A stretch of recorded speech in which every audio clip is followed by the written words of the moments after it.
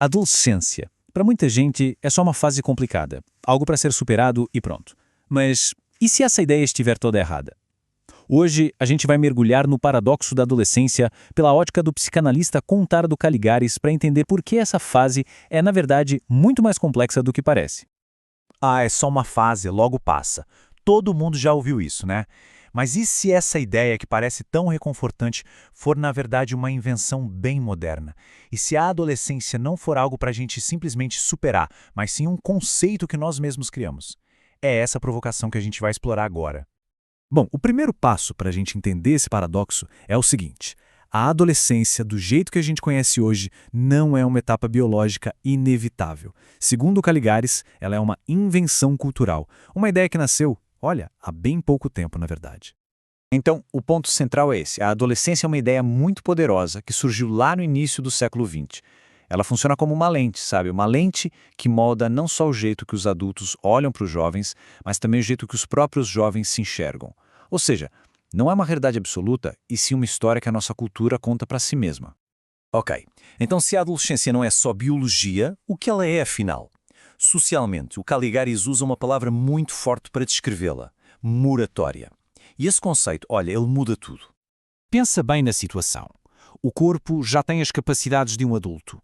Força, sexualidade, tudo. Mas a sociedade olha e diz: calma lá, você ainda não tem as responsabilidades, nem os direitos, nem o reconhecimento de um adulto. Esse limbo, essa espécie de sala de espera social, é o que ele chama de moratória. E a analogia que o Caligaris usa para explicar isso é fantástica. Ele compara o adolescente a um sobrevivente de um acidente de avião que cai numa tribo completamente desconhecida. De uma hora para a outra, as regras do mundo infantil não valem mais, e as regras do mundo adulto são um completo mistério que precisa ser decifrado. Então, como é que se sai dessa tribo? Não vem com um manual de instruções, mas existem regras que não estão escritas em lugar nenhum.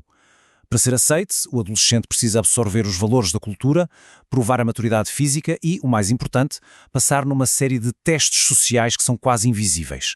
E isso tudo nos leva àquela pergunta que fica martelando na cabeça de todo adolescente. Tá, mas o que eles esperam de mim? Isso não é só uma dúvida, não. É uma busca quase desesperada por um código secreto para entender as regras de um jogo que ninguém deu as instruções. E é aqui que mora o paradoxo central. O mundo adulto manda mensagens completamente contraditórias.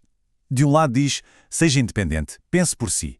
Mas do outro exige: siga as nossas regras, não questione. Isso cria um beco sem saída, né?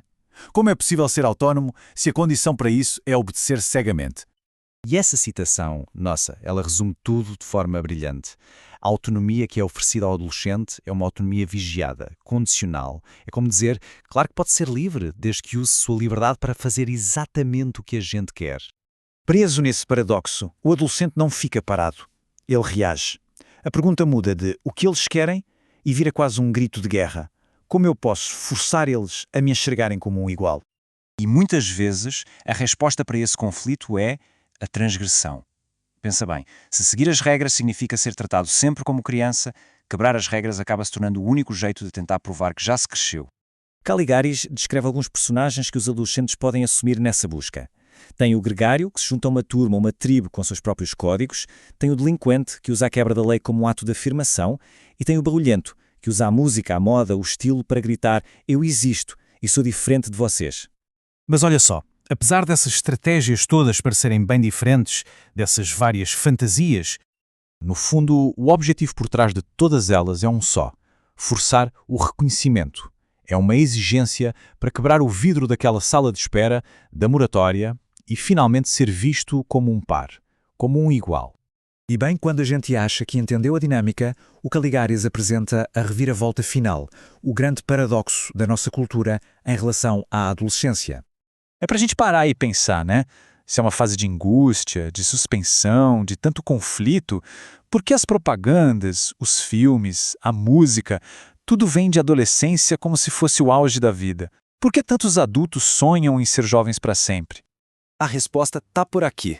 A adolescência virou um produto cultural idealizado. Ela vem de um sonho de intensidade pura, só que sem os boletes para pagar no fim do mês.